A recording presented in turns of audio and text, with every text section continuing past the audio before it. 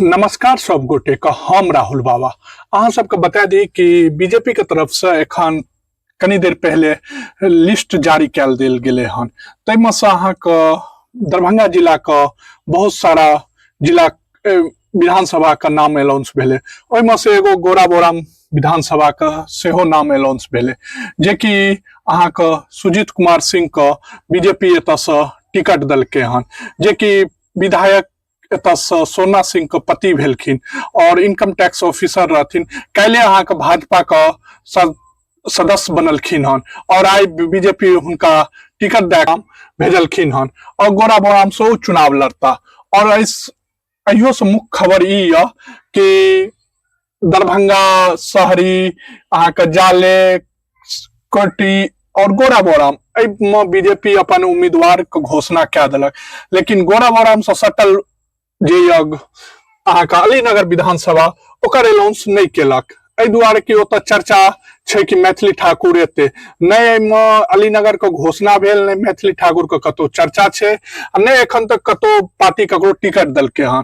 तऽ महत्वपूर्ण छै कि आखिर अलीनगर में टिकट ककरा देल जाय, क्या तो मैथिली ठाकुर के केओ सपोर्ट में छै तऽ केओ विरोध में छै। तऽ देखल जाय कि मैथिली ठाकुर की होइ छै, क्या तो ओतऽ से बहुत सारा दावेदार, जदयू के दावेदार छै, अहाँ के बीजेपी के दावेदार छै, अहाँ के ओतऽ से मनोज कुमार झा छै, संजय सिंह उर्फ पप्पू सिंह छै, तकर बाद से अहाँ के ओतऽ से बहुत सीए सुरेश झा छै, बहुत सारा कैंडिडेट ओतऽ से अलीनगर से सेहो आज।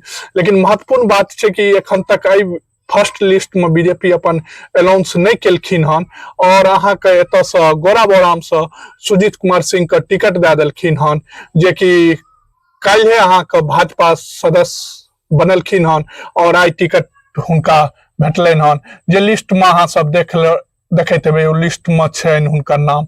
और गोराबोराम एहि बेर देखै छियनि कि हुनकर जे कार्यकाल रहनि पत्नी का से विधायक सोना सिंह के कार्यकाल के केहन देखै छथिन, ओ हिसाब से हिनका वोट दै छनि।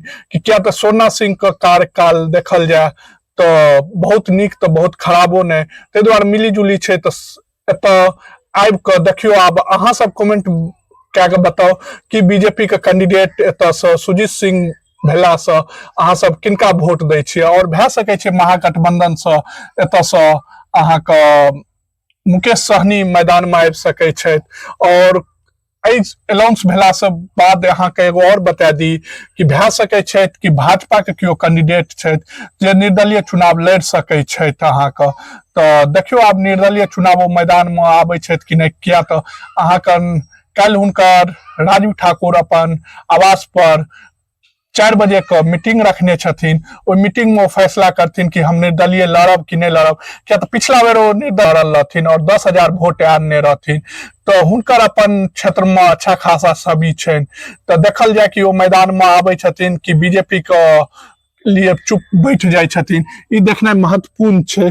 क्या तो ई परंपरा कि निर्दलीय चुनाव लड़ै छथिन, एतऽ निर्दलीय ओना कैंडिडेट बहुत सारा छथि।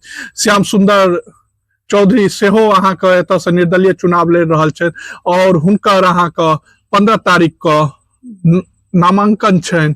तो ओहियो में अहाँ सब बेसी से बेसी संख्या में समर्थन करै छनि। और ककरा बीजेपी के होइ छै कि महागठबंधन मुकाबला महत्वपूर्ण हैत, किया तऽ एतऽ से एहि बेर का सीट वीआईपी के भेटै के संभावना यऽ। देखियो अनाउंस भेला के बाद अगर अहाँ सबके नीक लागे तो वीडियो के शेयर कए देबै, अगर अहाँ सबके कमेंट कए देबै। हमर यूट्यूब देखैत हेबै तऽ राहुल बाबा 100 के सब्सक्राइब